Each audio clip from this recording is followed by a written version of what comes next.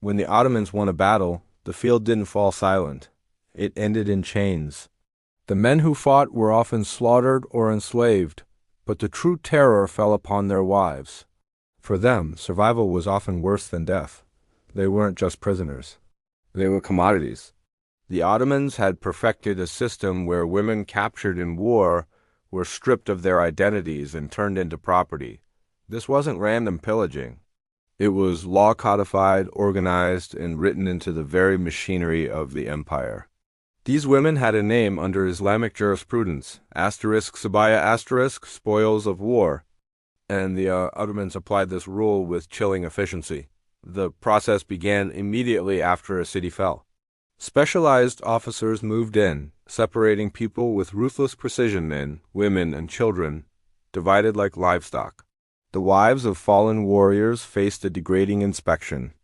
Ottoman doctors and officials examined them from head to toe, checking teeth, inspecting bodies, and calculating fertility. Their age, beauty, and health determined their price.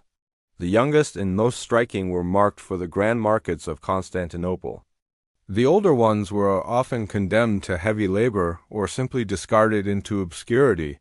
It was an industry of humiliation. A noble woman who once commanded respect could be handled like cattle, her body prodded in the open streets, her value shouted out like a number. The nightmare only worsened on the road. Long columns of captives, chained together, were forced to march for weeks. Some collapsed from hunger or exhaustion and were left to die. Others were crammed into wagons like sacks of grain. Reaching the markets alive was a form of survival, but what awaited them was even worse. The slave markets of the Ottoman world weren't secret, lawless dens. They were official institutions, regulated and taxed by the state. In Constantinople, Bursa, and Ankara, women were lined up for inspection under the eyes of eager buyers. Buyers could touch, examine, and even test them before making an offer. A woman's skills, sewing, weaving, cooking, were put on display like tools at a stall. If she failed to impress, she was beaten or priced down. There was no dignity left. The humiliation was the point. Women were forced to smile under threat, to show obedience, to act as though they had already accepted their fate. And behind them, scribes recorded everything: names, origins, ages, values. These ledgers of misery filled Ottoman archives. The most beautiful captives often faced the darkest fate. They were funneled into the empire's harems. Forget the later myths of silk, luxury, and forbidden romance. The harem was a gilded cage, a prison wrapped in gold. Inside Topkapi Palace, thousands of women from every conquered land were held in confinement, competing for survival under the watchful eyes of eunuch guards. Language, faith, even their names were stripped away. A Christian woman from Hungary or Greece would wake up one morning with a new name, forced to speak Ottoman Turkish, and forced to adopt Islamic rituals. Refusal was punished with starvation, whipping, or isolation in blackened cells. The harem wasn't just sexual exploitation.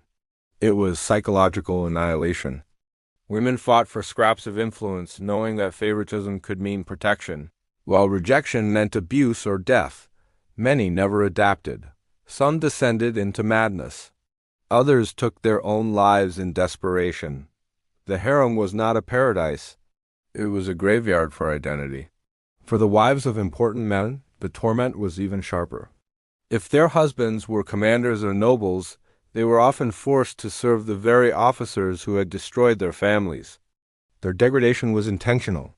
It sent a message: if the noble women of your land can be broken, no one is safe. Resistance would always end in humiliation. And the cruelty was systematic. Imperial scribes registered every detail: a woman's origin, her skills, her beauty, her price. It was the ultimate bureaucracy of dehumanization. To the empire, these women were just numbers in a ledger, proof of power written in ink. But the Ottoman machine didn't stop at enslavement. It went further. Captive women became producers of the next generation of slaves. Any child born to an enslaved mother automatically belonged to the master. Mothers were forced to raise children they could never truly call their own, knowing the empire could rip them away at any time. The womb itself became another tool of exploitation. And when even that was not enough, religion was turned into a weapon. Captive Christian women were dragged into forced conversions, ceremonies that had nothing to do with faith and everything to do with domination. Refusal meant torture. Acceptance meant the final severing of ties to their families, their culture, their entire past. Conversion made escape meaningless. Even if a woman ran, she could never return home. She had been erased, legally and spiritually. This was how the Ottomans turned conquest into permanence. The battlefield might last for weeks, but the fate of these women stretched for generations. Their bodies became extensions of the empire's power. Their children were born into chains. Their identities were systematically obliterated. But what if I told you that this system of enslavement was not the worst fate? That some women faced punishments so calculated, so sadistic, that even the empire's own records struggled to describe them. Some women weren't sold, not parceled out to harems, not sent to kitchens or markets. They were broken in ways designed purely for spectacle. When cities resisted for too long, when commanders defied the sultan, their wives were singled out. The empire turned them into living warnings. Punishment began with exposure. Captured women were dragged through the streets, chained, beaten, and displayed before their conquered communities. Their humiliation wasn't private, it was policy. A commander's wife might be stripped of her clothing and paraded before the very soldiers who had slaughtered her family. Her body became a banner of defeat, her torment a lesson to the survivors. Then came branding. Hot irons pressed against skin, burning symbols into flesh, not to mark ownership, but to erase dignity. Others were forced into roles designed to mock their former status. Noble women, once seated beside kings, were made to clean the floors of Ottoman barracks. Wives of military leaders served wine to the officers who butchered their husbands. It didn't end there. Some women were deliberately placed in positions where death was slow and public. Locked in iron cages, hung from city gates, they were left to starve in plain sight of their own people. Their torment dragged on for days, each hour a living demonstration of the price of resistance. But the darkest fate was reserved for women who bore the children of fallen leaders. The Ottomans feared bloodlines. They feared the possibility that one day the son of a defeated commander might rise to reclaim his father's name. So they cut the lineage at its root. Infants were torn from their mothers, sold or executed. A mother forced to watch the killing of her child understood immediately the empire would not allow even the shadow of resistance to survive. For some, the torture was methodical.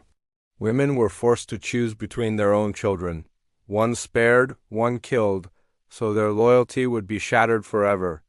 Others were kept alive only long enough to witness the execution of their entire family. Their lives prolonged so their suffering could be savored. And for those who still resisted, the empire made their death slow, turning executions into drawn-out sermons on the futility of defiance. Perhaps the most chilling punishment of all was silence. Some women were erased not by death, not by torture, but by complete disappearance. They were taken into secret chambers, confined for years, with no contact with the outside world. They did not live, and they did not die. They simply ceased to exist, ghosts swallowed by the empire's machinery. Fear traveled faster than armies. Cities surrendered not because their walls collapsed, but because word spread of what awaited the women inside. The Ottomans didn't need to fight every battle. Sometimes, the screams of the conquered were enough to force the next city to open its gates. This was conquest by terror, where not just swords and cannons, but wombs, children, and wives were weaponized against entire nations. The empire did not consider this cruelty a crime. It was law. Every act branding, humiliation, forced conversion, enslavement was legitimized through doctrine and bureaucracy. Judges, scribes, and officials blessed the suffering. This system was not rogue violence. It was sanctioned, organized, and legal. The destruction of these women wasn't just tolerated. It was celebrated as order, as civilization, as empire. And that is why this story does not end in the 16th century. It echoes, because once a system proves that absolute domination can be dressed as law, it sets a precedent for others to follow. The wives of defeated warriors were not just victims of a single conquest. They were the foundation of a legacy of exploitation that outlived them, replicated again and again across centuries. But one question history never fully answers is this: what became of the ones who were erased? The women who vanished into silence, into archives, into graves without names.